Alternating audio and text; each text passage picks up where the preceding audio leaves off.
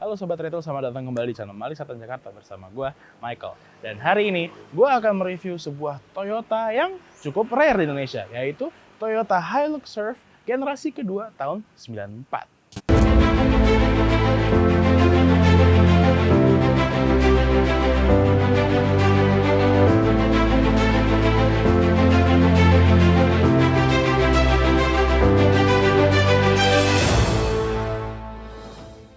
Di pasar Amerika, mobil ini dinamakan Toyota 4Runner. Dan untuk pasar Jepang, namanya Toyota Hilux Surf. Sebetulnya, mobil ini awalnya dari Toyota Tracker di tahun 1981. Dia itu aslinya Toyota Hilux yang pickup yang dijadikan sebuah compact SUV. Dan itu compact SUV yang buat-buatan ya, dengan Winnebago. Setelah Toyota Tracker, baru generasi pertamanya Toyota Hilux Surf atau Toyota 4Runner dikeluarkan dengan buntut yang fiber top. Namun untuk generasi kedua seperti ini, dia sudah bukan lagi fiber top dan sudah menjadi a proper compact SUV. Untuk generasi pertama dan kedua, Toyota Hilux Surf atau Toyota 4Runner, dia memang berbasis dari Toyota Hilux yang pickup dan ditambahin buntutnya. Dan itu terlihat sekali dari bagian depan sampai pilar B. Ini benar-benar jiplak Toyota Hilux. Kalau dari pilar B ke belakang, dia sudah bukan seperti Toyota Hilux ya. Untuk generasi ketiga dan seterusnya, mereka sudah tidak lagi berbasis dari Toyota Hilux.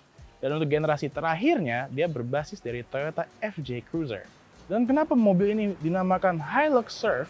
Karena mobil ini didesain khusus untuk membawa surfboard di dalam mobil. Nanti gue akan tunjukkan di manakah itu. Langsung kita ke tampak depannya. Mobilnya menggunakan lampu depan, grill, dan bumper yang sama persis dengan Toyota Hilux pada generasi ini.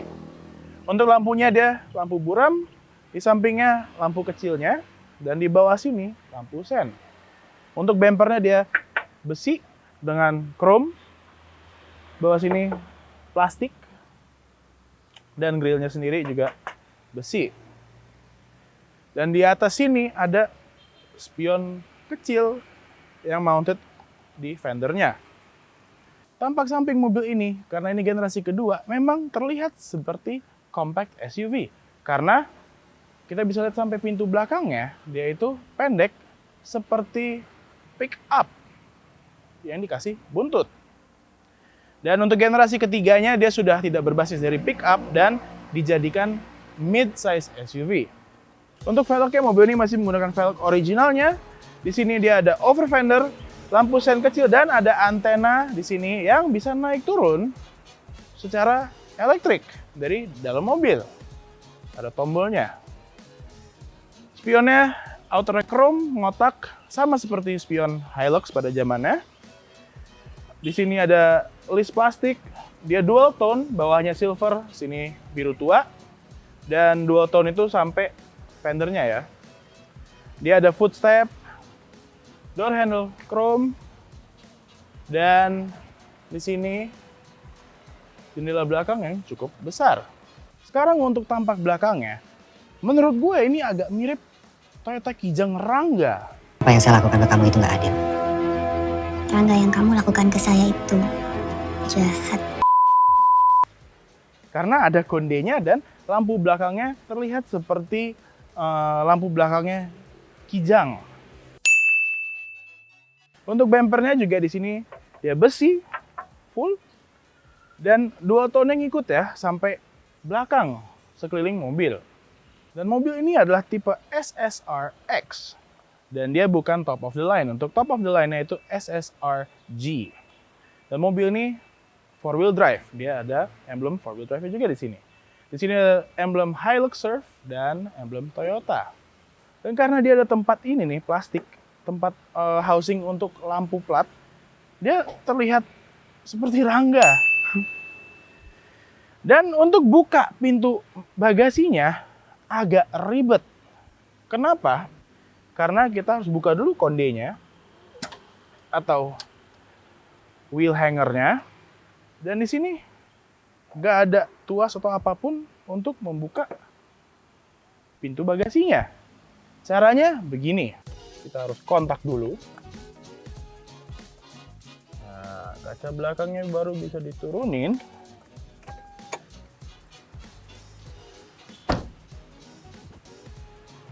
Dan pintu belakang ini kita harus buka dari dalam. Ada door lock-nya. Seperti ini. Ribet sekali ya. Tapi kenapa mobil ini dikasih nama Hilux Surf? Supaya kita bisa bawa papan surfing. Dan gimana cara kita bawa papan surfing di mobil ini? Seperti ini. Karena jendela ini bisa kita buka, kita bisa masukin papan surfing kita ke dalam mobil. Dan mungkin dia akan nongol sedikit, tapi ya setidaknya praktis. Cuman ini kurang praktis untuk kita masukin barang ke dalam mobil, ke bagasinya.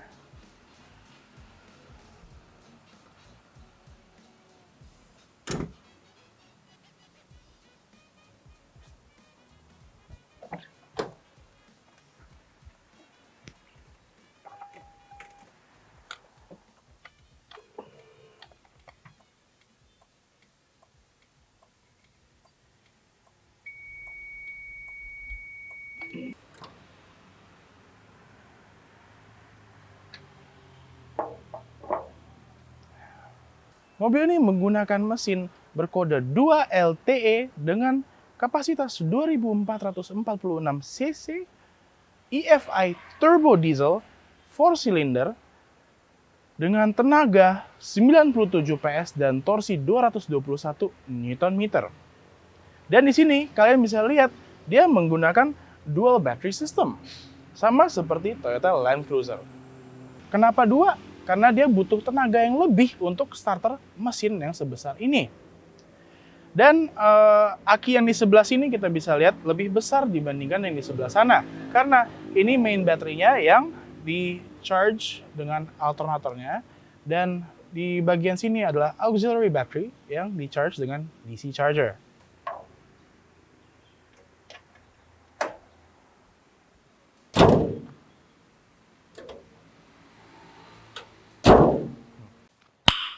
Nice. Langsung kita ke interiornya.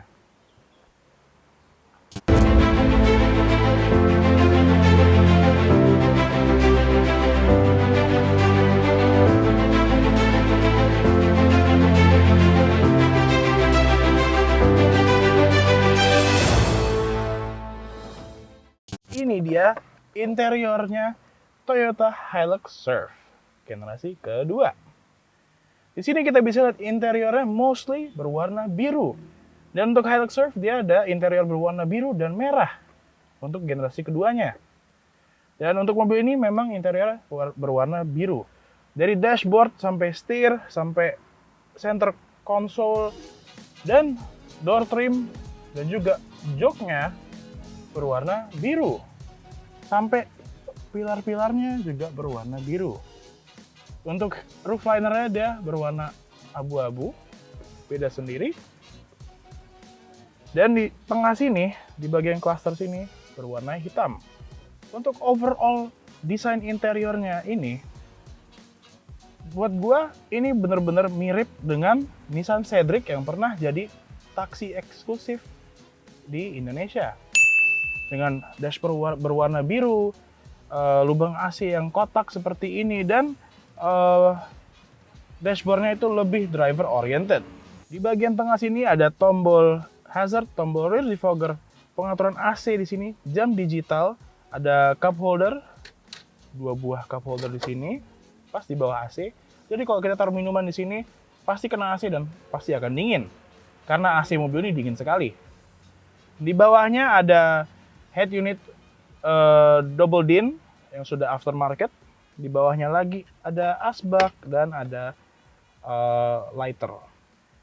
Di bagian konsol tengah di bawah sini, di depan ada tombol untuk ECT-nya, ada normal mode dan power mode-nya. Di bagian kiri ada tuas transmisi otomatis yang 4 speed, dan di sebelah kanannya tuas 4-wheel drive-nya. Di bagian belakang sini ada tombol untuk naik turunin antena, dan tombol untuk naik turunin kaca belakang. Dan di sebelahnya ada tempat untuk penyimpanan koin. Dan di belakangnya lagi ada tempat penyimpanan kecil yang terbuka. Di sini ada center glove box juga yang super duper kecil. Untuk speedometernya sendiri, gue suka desainnya karena dia terlihat desain yang lama tapi mau dibikin funky juga. Untuk meter oil temperature-nya dan temperatur mobil, power gauge dan fuel gauge-nya dibuat agak melengkung gitu, dan jarumnya itu geser kiri ke kanan. Ala-ala mobil-mobil jadul. Tapi cakep ya dipasang di mobil ini. Untuk RPM-nya dan speedometernya dia tipikal Toyota speedometer pada tahun segitu. Dan di sini ada lampu kecil untuk mengindikasi kalau misalkan turbonya sedang aktif atau tidak. Untuk setirnya sendiri dia masih berbahan karet, berpalang 3, dan setirnya bisa kita tilt seperti ini. Di bagian sebelah kanan di sini ada tombol untuk idle up-nya dan tombol untuk set damper mobil ini electrically. Ada hard dan normal. Dan ini masih aktif ya tombolnya.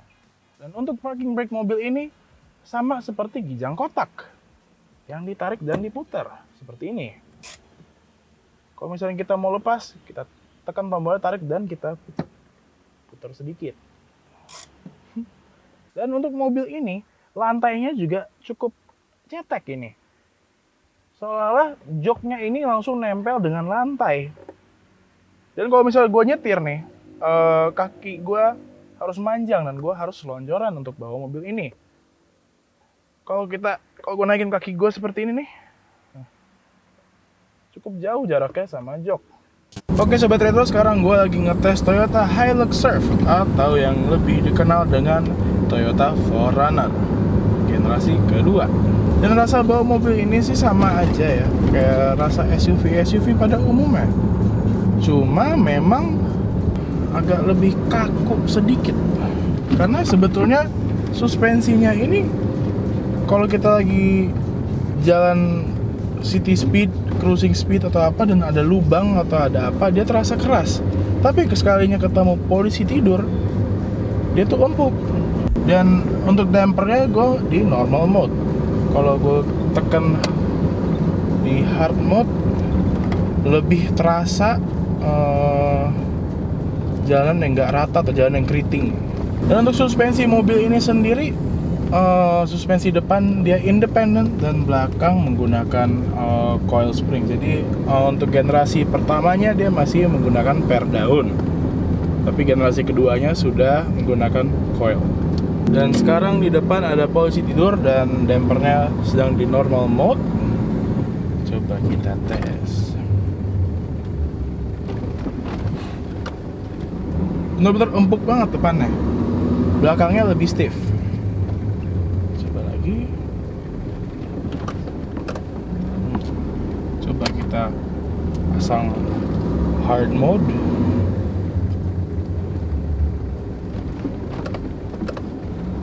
Terasa bedanya.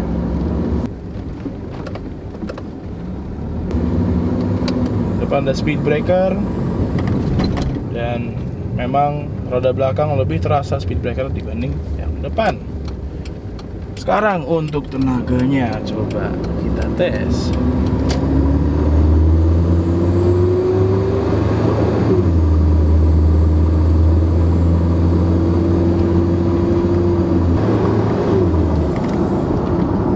Untuk tenaga mobil ini ya segitu-segitu aja, 97 PS, tapi torsinya yang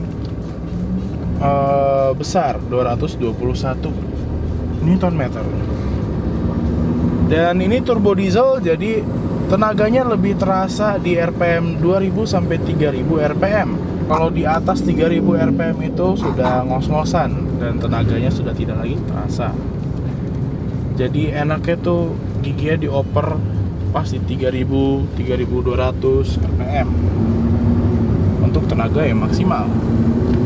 Dan untuk kekedapan suara mobil ini sendiri, suara dari luar memang tidak terlalu kedengaran, suara dari ban pun juga tidak terlalu kedengaran. Tapi suara mesinnya kedengaran sekali di dalam kabin kalau lagi digas. Kalau lagi cruising santai-santai aja sih tidak keras suaranya. Dan yang enak dengan mobil ini, dia bisa coasting. Jadi kita mau lari sekencang apapun nih, kita butuh tenaga, kita gaspol sampai kecepatan yang kita inginkan. Habis itu kita lepas gas, suara mesinnya langsung sunyi dan speed kita akan segitu-segitu aja. Mungkin akan berkurang sedikit pelan-pelan, tapi dia nggak akan langsung pelan. Jadi enak untuk hemat BBM. Contohnya seperti ini. Gas, suara mesinnya berisik sekali. Nah, udah nyampe kecepatan yang gue inginkan, pas. Udah nih, posting aja kayak gini.